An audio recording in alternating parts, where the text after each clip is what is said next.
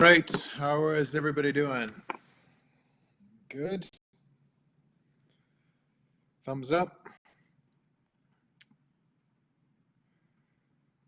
Good. Okay, so we've got an interesting topic for tonight as a result of input from the gang last night. I'm going to talk about, this is being recorded, I'm going to talk about biopiracy and some ways that we're trying to address it now. Who's familiar with biopiracy? Have you heard of this before?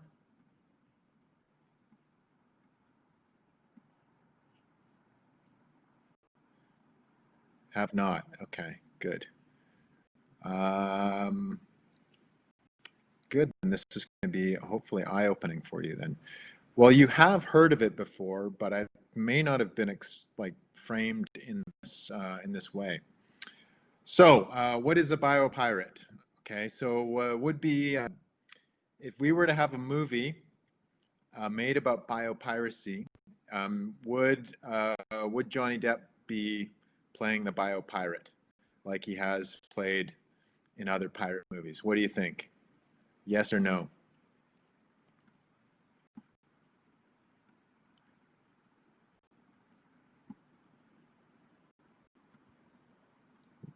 I don't know, actually. I don't think so. The point of this is, what is a biopirate? So, would he play a biopirate? Probably not. He's more of a Pirates of the Caribbean type of guy. But the tactics of the Pirates of the Caribbean, which was in the 1600s, that was the heyday of the Caribbean, and modern day biopirates are not that dissimilar, actually. But their outfits aren't quite the same. That's actually what I was thinking. I was thinking it'd be Christian Bale playing, but not in a fat suit. I would think he'd be more in what's that movie? The one who was in the 80s, like Psycho guy. What is it? Psycho, I think it is. Yeah. Um,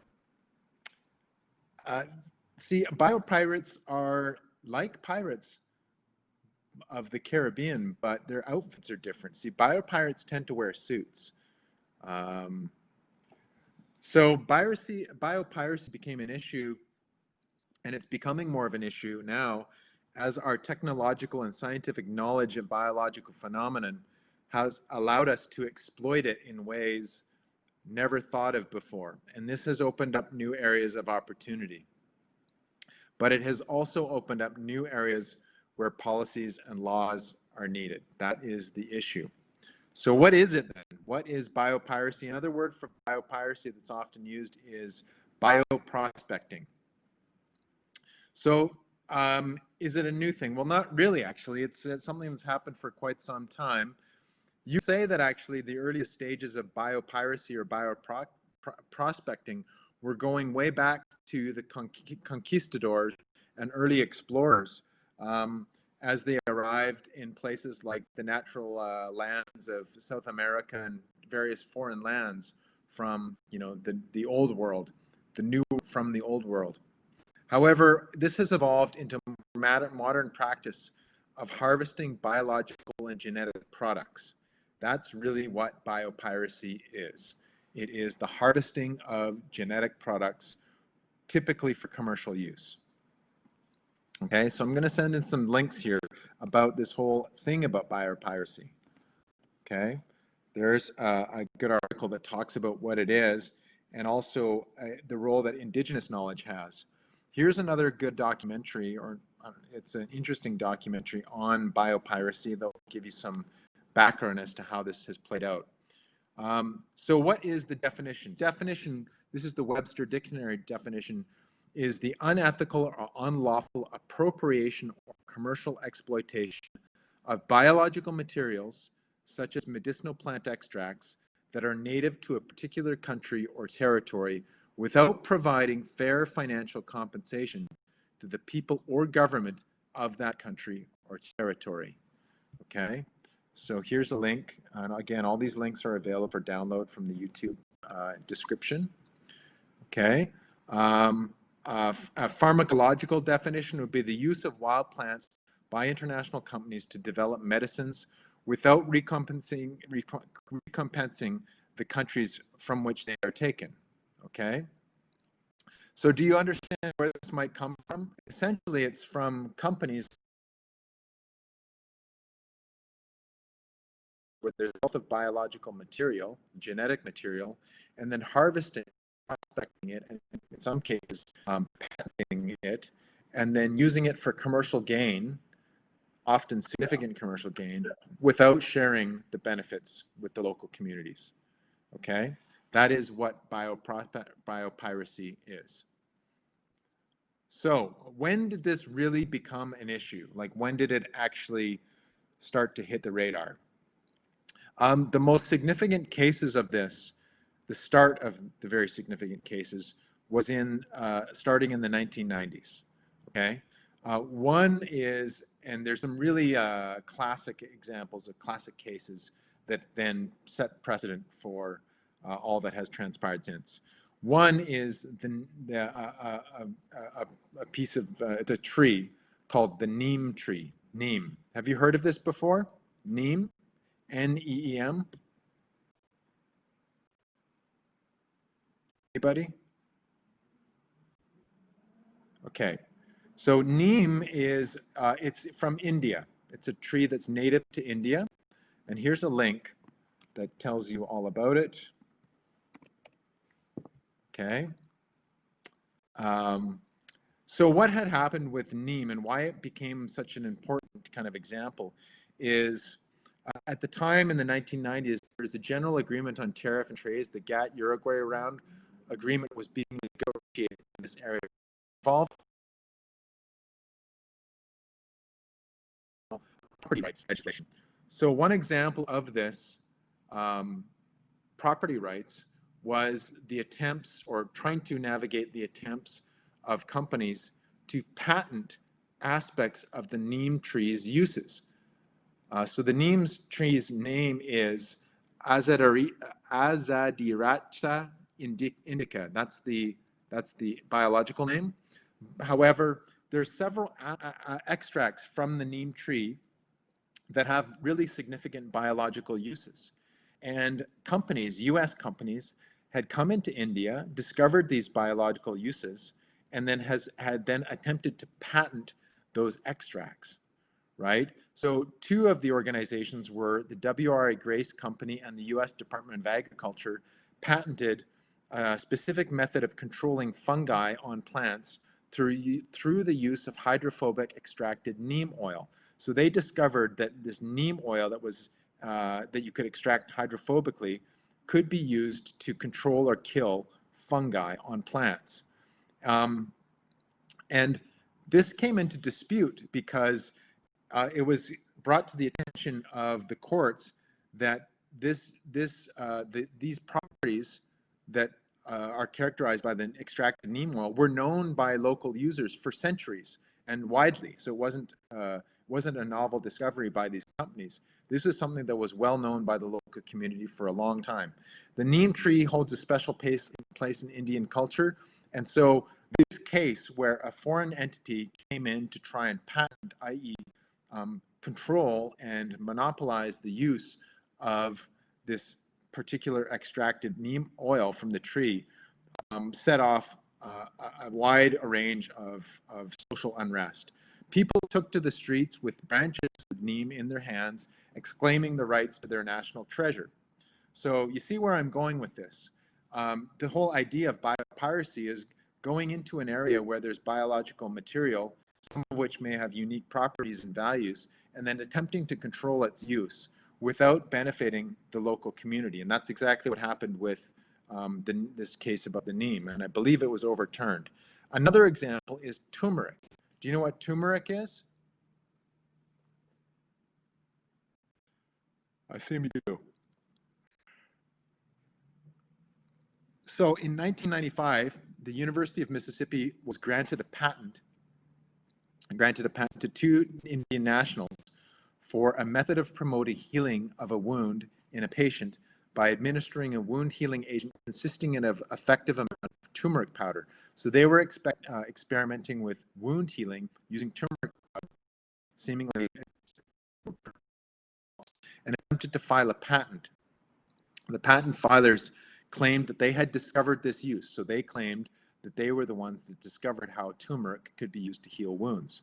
However, the people who knew better filed a complaint against them, and it was shown that the healing properties of turmeric were well known and documented in India by the local population.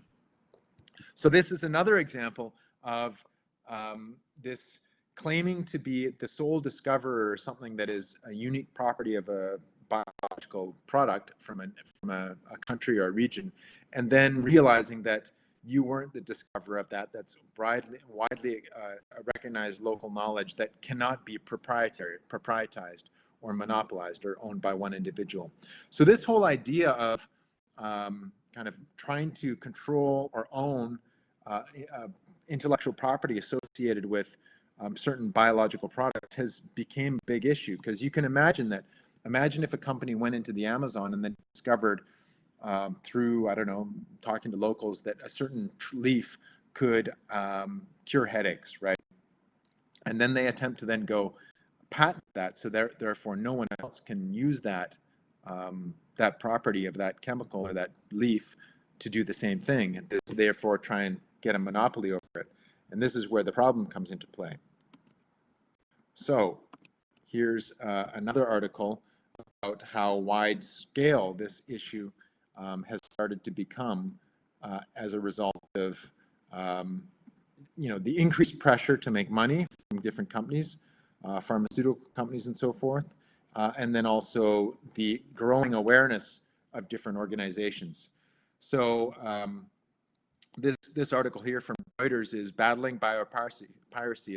This is 2018, catalog the Amazon's genetic wealth. And so in a bid to stop biopiracy, researchers are building a giant database to catalog genetic material from the world's largest rainforest. So from rubber and car tires to cosmetics and medicines, genetic material contained in the Amazon region has contributed to worth billions of dollars. So the thing is, if you don't know it's there and you don't know specifically what that genetic information is, it's hard to understand whether or not who owns it and how to control its use.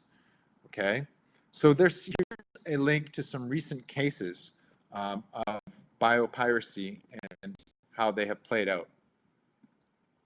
Okay, this is a link to the CBD, and this is an important piece of the puzzle here, is the CBD, because we've got to figure out ways to control this. And this is one thing that is going on right now. So this case here, this is written by a guy named Edward Hammond, who's a research consultant, and they talk about tomato wild relatives, Avon Cosmetics, and genes. How companies have tried to exploit or control certain types of genetic materials and have, in some cases, been successful, in other cases, they have failed.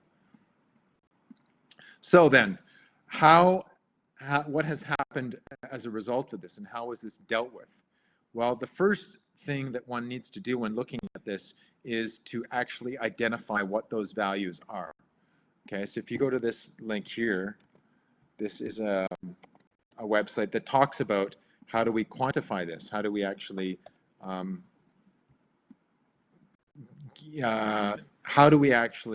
protect traditional knowledge? Because a lot of these kind of unique characteristics of biological phenomena in these countries is closely tied into the indigenous or traditional knowledge of people in the area, right? They know about it because it's passed on to them from their parents and their parents' parents and so forth, and they know that this does this. So how do they protect that, though? And this is what's become a big issue, is many indigenous people don't even want to talk about these traditional medicines because they fear that it's going to be controlled or at least taken away from them. So it was long understood by local communities and indigenous peoples the value they saw in traditional knowledge. It wasn't until others tried to monopolize and expropriate it did they see it was valuable to others. So this whole idea of traditional knowledge has long been understood by indigenous. However, it wasn't until, say, in the 60s, 70s, and particularly in the 90s, when foreign entities were coming in to try and monopolize and control its use, is that they realized that they really have to do something about it. It became clear that this was an emerging problem for developing countries. Hence, the UN took notice, in particular the UN Convention for Biodiversity. And this then resulted in what's called the Nagoya Protocol. Because if you think about it, like, what can you do about this? What can you do about people or groups or companies that are going into a country and then attempting to take control of the genetic resources? Some sort of control mechanism. So this control mechanism is called the Nagoya Protocol. It was developed and presented at the UN Convention for Biological Diversity COP10 meeting, which is the Conference of the Parties meeting 10 in Nagoya, Japan, and I happened to be there for this one. So what is the Nagoya Protocol? So here is a link to it. So the Nagoya Protocol, like any UN convention or UN protocol, it's a policy or legislative framework, but at the international level, because it's for the UN Convention on Biodiversity, which is for multiple countries. So the Nagoya Protocol on access to genetic resources and the fair and equitable sharing of benefits arising from utilization, also known as the Nagoya Protocol on Access and Benefit Sharing, is a 2010 supplementary agreement to the 1992 Convention on Biological Diversity. Its aim is the implementation of one of the three objectives of the CBD, the fair and equitable sharing of benefits arising out of the utilization of genetic resources, thereby contributing to the conservation, sustainable use of biodiversity. It sets out obligations for contracting parties to take measures in relation to access to genetic resources, benefit sharing, and compliance.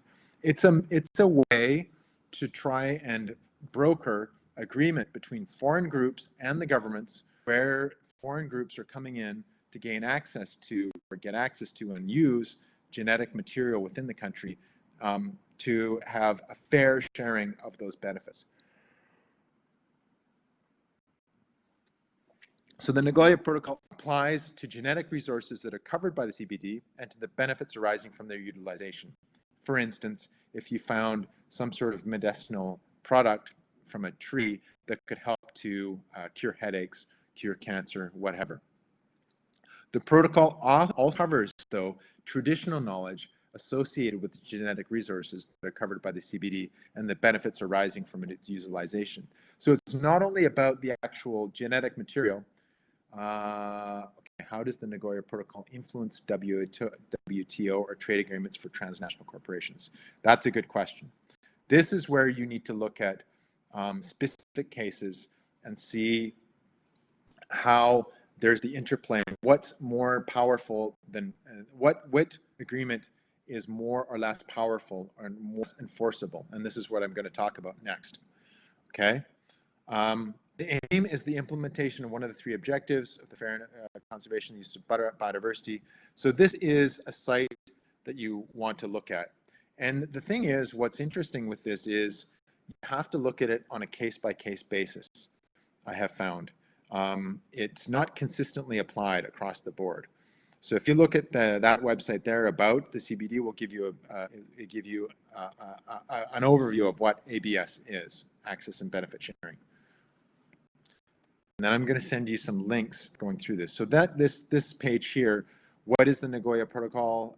Important? Why is it important?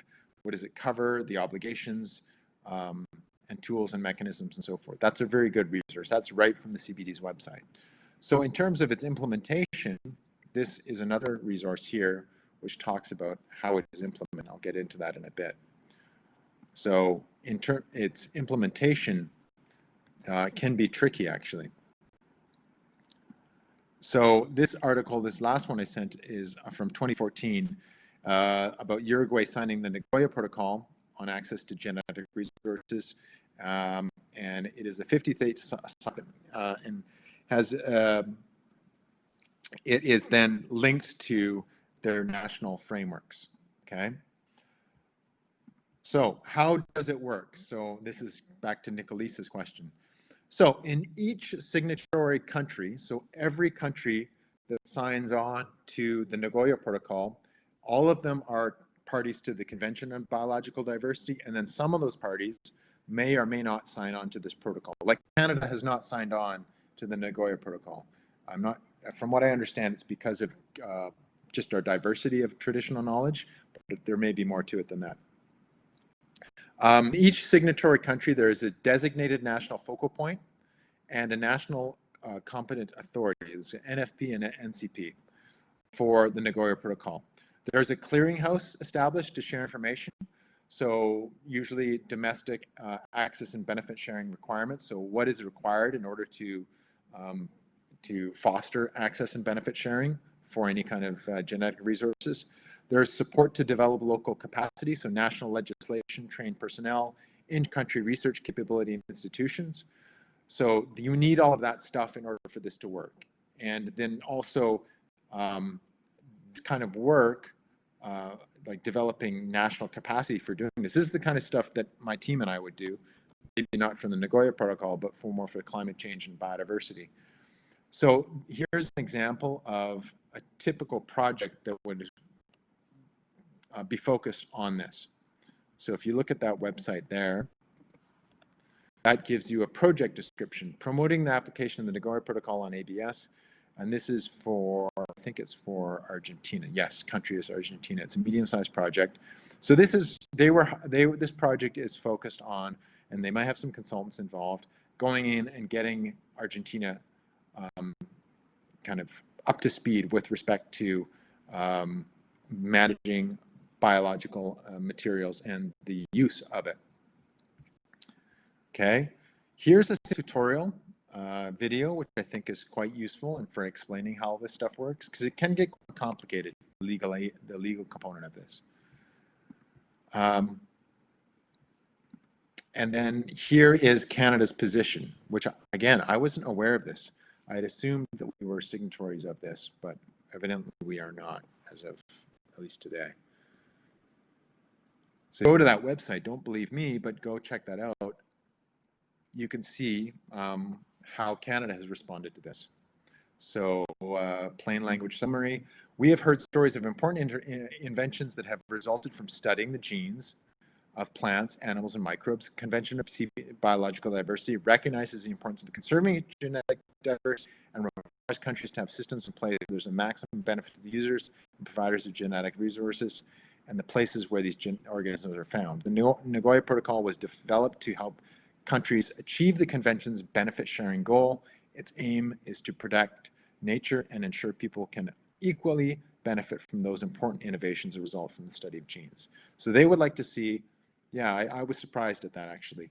I would like to look into it some more as to what the rationale is. But, you know, I mean, we talk a big game. We just signed back on the UNCCD, the UN Convention for Combating Desertification. We were out of that for a long time. We just got back to the party with that one. So here is a really good, if you want to really learn about how this plays out, this is a resource. This report goes through a bunch of different examples of how it was implemented, right? So if you look at, you can go to CNN,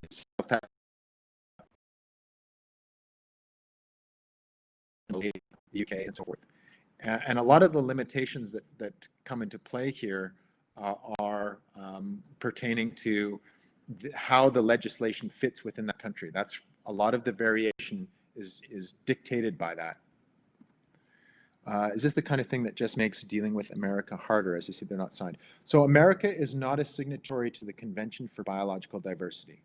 So they are not a party to that convention for obvious. It's tricky. I don't know. I mean,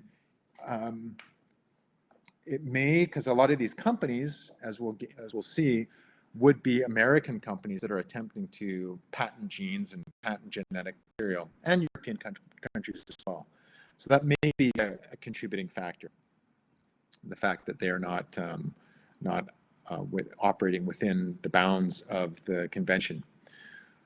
So here's a process example. So this is from Vietnam. So the first things you need to do for genetic resources is registering access to the genetic resources to the national competent authority. So if you arrive in Vietnam and you're doing research for a company or even independently, and you want to access genetic resources, you want to go and study whatever it is, you need to register for access to the genetic resources with the national competent authorities.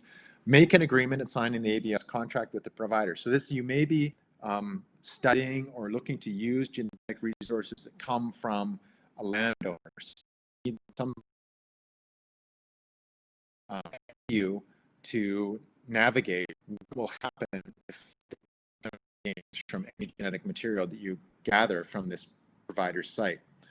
You then request the community level people's committee to certify the contract, to look through that and say it's okay, and submit application documents to access genetic resources to the national competent authorities, implementing license to the GRs and benefit sharing. So fifth, you get the implementing license, right? So it's a process and procedure of identifying what you want to study, where it is, who the provider is, and then the terms under which you can engage with that. This is the step-by-step process. And now this is just for Vietnam. That may be different for elsewhere. So it's not that simple, actually, when you think about it. There are certain steps that need to be taken in order for anyone to go and do this. So in South Africa, and it varies. That report that I put through is really great because it talks about at least 5 or 6 or more different cases, and it examines then how it played out in each one. So in South Africa, there's the National Environmental Management Diversity Act. That's their national, it's called NEMBA, and it is their national framework for biodiversity. It's their national law. It regulates ABS issues under Chapter 6 and 7, and bioprospecting. Access and benefit sharing is intended by them to regulate bioprospecting involving indigenous biological resource, regulate the export from the country of indigenous biological resources for the purposes of bioprospecting or any other kind of research, and C, to provide a fair, equitable sharing by stakeholders in benefits arising from bioprospecting involving indigenous biological resources. It establishes the scope of the Act, standing the exemptions, condition for utilization of indigenous biological resources, and conditions for grant of permit, and prescribes the context for sharing the equity or sharing the benefits. Okay. The access permit is usually given based on the application procedure. You dictate what you're going to do, what the outcomes are, and then clearly state what the benefits are to the group that you're working with. So that's how it works. So in Antigua, where I work right now, they have national authorities who deal with access and benefit sharing. So if I were to go there and want to gather genetic material like, I don't know, trees or fruit to study them, I would have to go through and follow ABS protocol and say, I want to do this. This is my plan, what I'm going to do. Maybe commercial, may not be commercial, but I need to state that. There we go. I'm curious about CRISPR and how a company could go and take a sample, slightly alter the gene, and then go ahead and patent the alteration. Well, this is, I'm going to get to this. Yeah, this is. Does it work? Does this work? It sounds straightforward.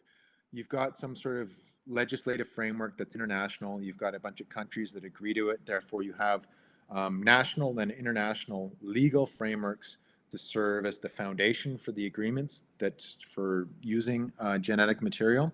One would think it seems that you could get by and it'd be okay. Well, there are some challenges. So this document here talks about some of the challenges that they are facing as a result of what's going on. And they can be summarized as follows. One is fragmentation of legislations. Okay, so this is where you have multiple different legislation that is conflicting with one another, or some cover some part of it, others cover the other parts of it. So you may have conflicting trade agreements, may have conflicting national, often it's conflicting national policies. The Nagoya Protocol is pretty straightforward, as is the process for ABS. But then if you, in the nation state, you may have conflicting mandates. Maybe you have one agency that's pro-development and one is pro-conservation, and they have different views of genetic resources. So that's one thing.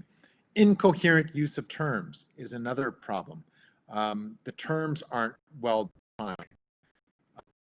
For instance, what is genetic? Those kind of fundamental definitions often are seen as incoherent. Incoherent approaches, so the methods for going and assessing things aren't made very well, made that clear. No clear facilitation for non-commercial research. So if it's non-commercial research, is there a way that this can be kind of fast-tracked or approved?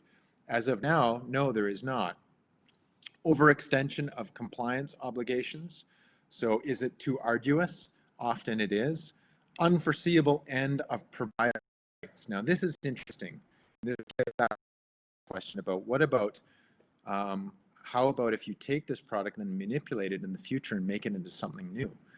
Where's the end point? And this is a challenge. It's unforeseeable end of provider rights. Often it's not well articulated. And there's no user compliance measures in traditional provider countries. These are the major bits, and they're expanded upon in that literature. You can more about it. Go into that report and you can get a full download as to what the challenges are. So here's a good article on biopiracy and the role that the Nagoya Protocol has in its success and its failings. Okay. So in my experience, it's been relatively successful on the whole, considering that we've come at this from a point at which it was a wild situation where no one knew what was going on, to a point where countries know that they have valuable genetic material. They have a procedure in place for documenting when organizations want to access it in any way, shape, or form. And then on the export of that and use of that, then we need to be kind of aware that there are some challenges.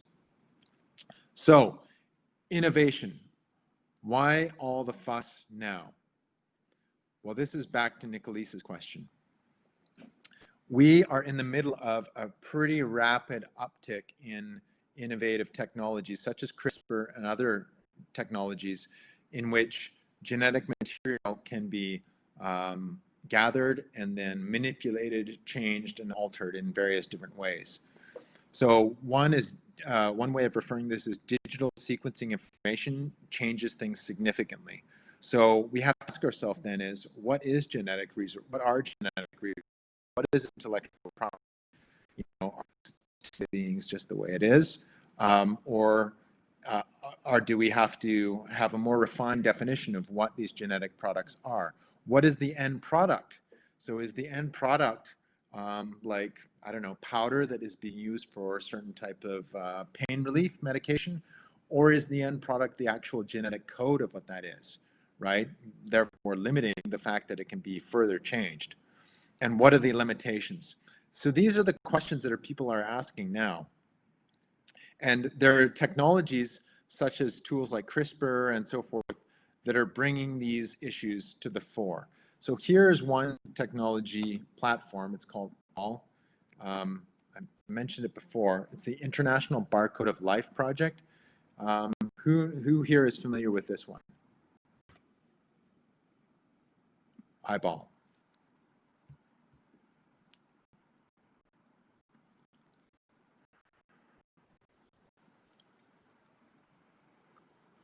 It's Canadian. It was invented at the University of Guelph. Yes, I mentioned it before. So this has a specific relevant application here because this allows us to go into these countries and categorize, document, and systematize, digitize biological information. We could go into Amazonia and catalog all of the different leaves using the technology, which has an upside to it, but then there's a downside. And what I want to talk about is the downside. I've talked about the upside, but the downside is, how do we control this, right?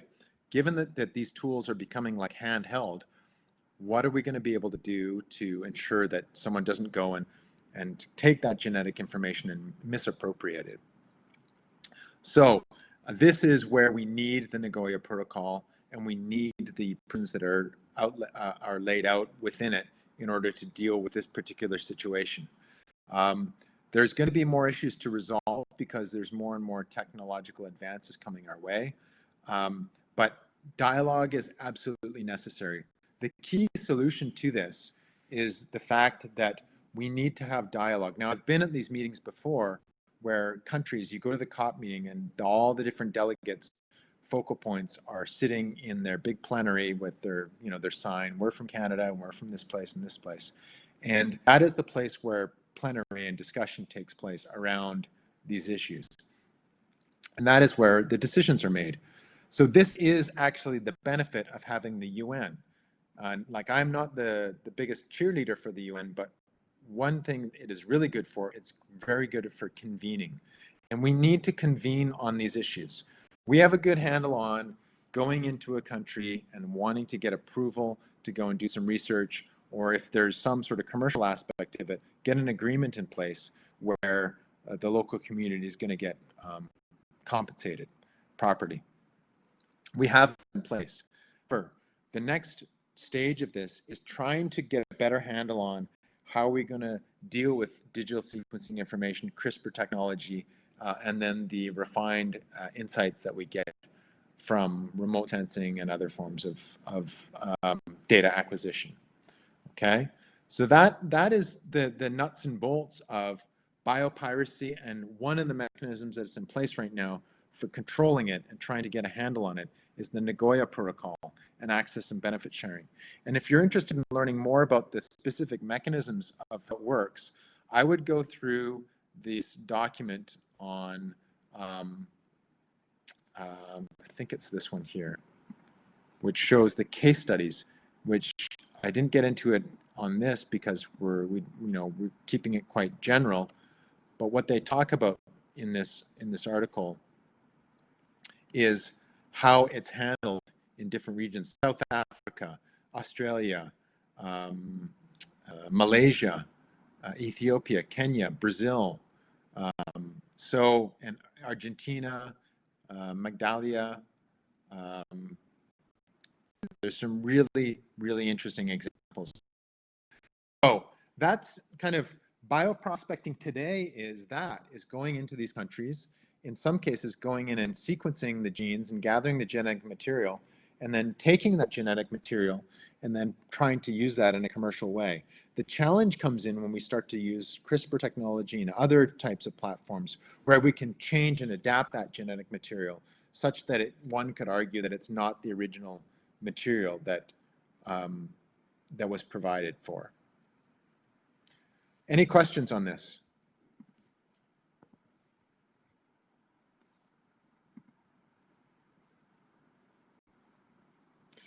So ABS is the thing to look to learn more about the protocols and programs for access and benefit sharing. ABS, access and benefit sharing. Normally what happens, you go into the country, you meet with the local community where the material is you want to study. You get free and informed consent. They say, sure, you can come in and study this.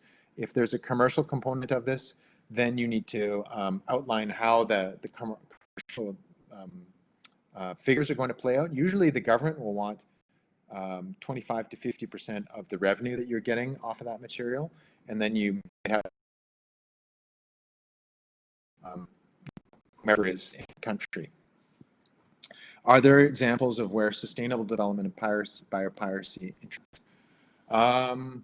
Where biopiracy is done properly, you mean?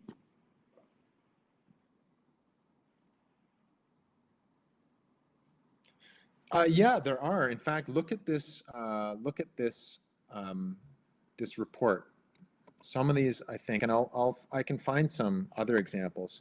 I don't like. So the thing is, if you think about it this way, biopiracy isn't necessarily a bad thing. If we were going into the Amazon and we had a biochemist and an ethnobotanist, and we discovered a plant that could have dramatic impact on, I don't know, let's say the growth of tumors, right? It can slow it down and eliminate it. And um, and then we register this patent, and then we would then have to go and get approval from the local community for utilizing that genetic material. And part of that approval would be a cash agreement between the local community and us as a company. And so what's the outcome of that? The local community gets a fair and equitable piece of the pie. You get a new innovation that's going to help society. And then the government of the country where you're getting it from also gets some cash usually as well. So it can be a win-win situation. Uh, yeah, I guess prospecting is the better word to use there. Biopiracy implies that you're taking it without consent. So I would say bioprospecting is a better way to state it when it's done under the auspices of the Nagoya Protocol. Yeah, I've seen both bioprospecting and biopiracy. Biopiracy, it's like pirating videotapes or whatever, any music. It's illegally copying it. So that's not necessarily a good thing. Whereas in this case, that's just the way things were for a long time because there's no regulation. But prospecting as well is another way of looking at it. So yes, they do intersect because if you think of it from the sustainable development standpoint, you have nature providing solutions for us. It can promote conservation of biodiversity. It can also promote economic benefits to the local community. It can increase human health. It can foster social capital development in the community that it's being extracted from. So there's a lot of wins that are associated with it if it's done properly. And this is why I would recommend taking a close look at the ABS literature and reading up on that. If you're interested in this, access and benefit sharing is the kind of the thing to look under.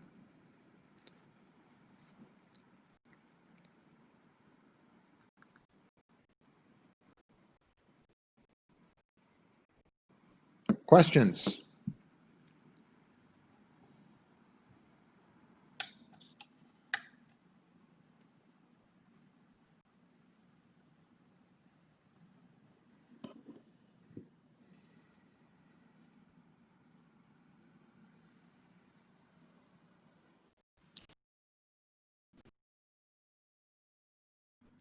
Does anybody want to go be a bioprospector now? So who would be bioprospectors then in today's world? If you look at this report, you'll see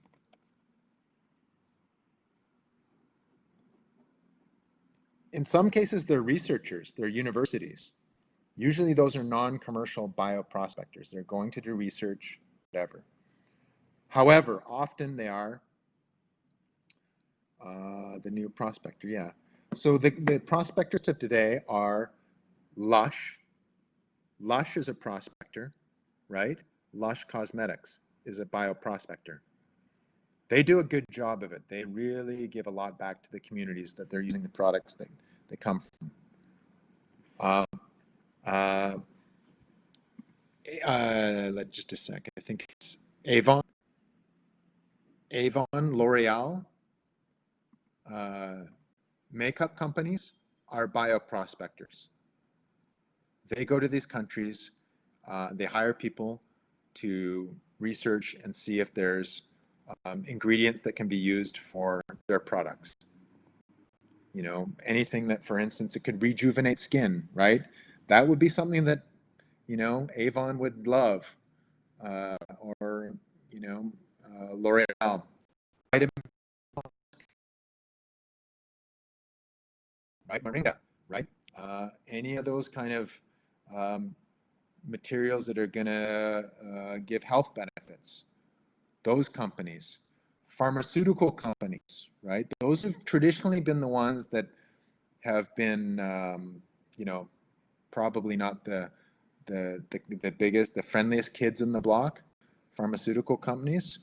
But again, we have these frameworks in place to attempt to control this stuff, or at least bring it to the surface, so people know what's going on and know what the process. Now back to Nicolisa's question about what trumps what. This is where you get into situations where it's like, well, you know, does the World Trade Organization, there's agreements for different things, the FAO, if it's a food product, and this is where you need to look at the actual legislative context of the country that you're dealing with and how they handle their domestic legislation and other international frameworks, whether it be the WTO, whether it be the Nagoya Protocol, or whether it be some other kind of framework that they're subject to.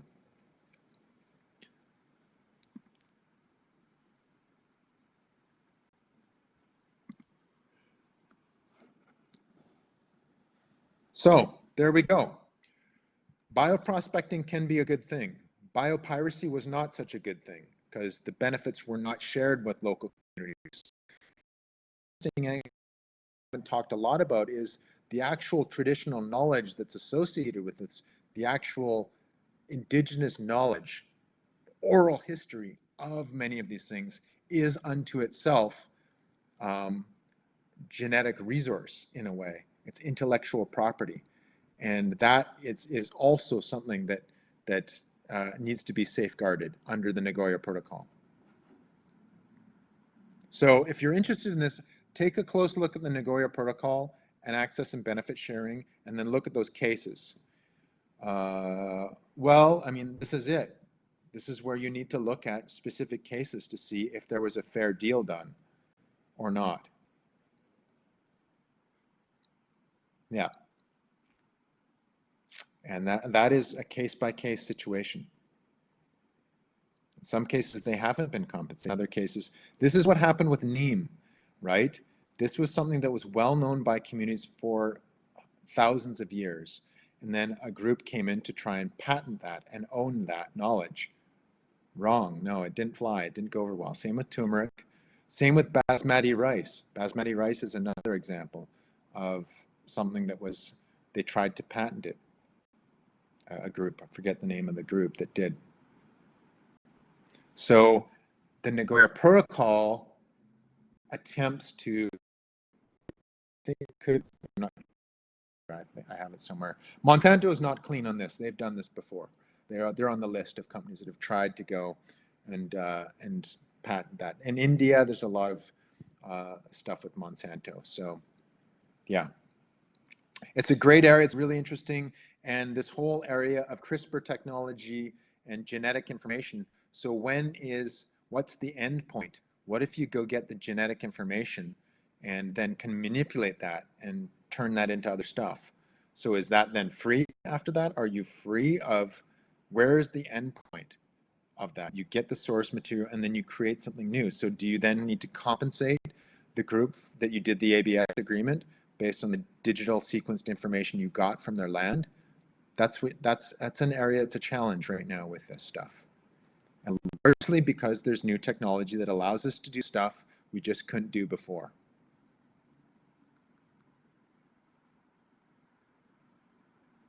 And this is why I saw protests for the very first time 2 years ago at the SBSTA meeting for the UN Convention for Biodiversity in Montreal. I'd never seen a protest before, and it was about digital sequencing information, CRISPR, and all this other kind of stuff.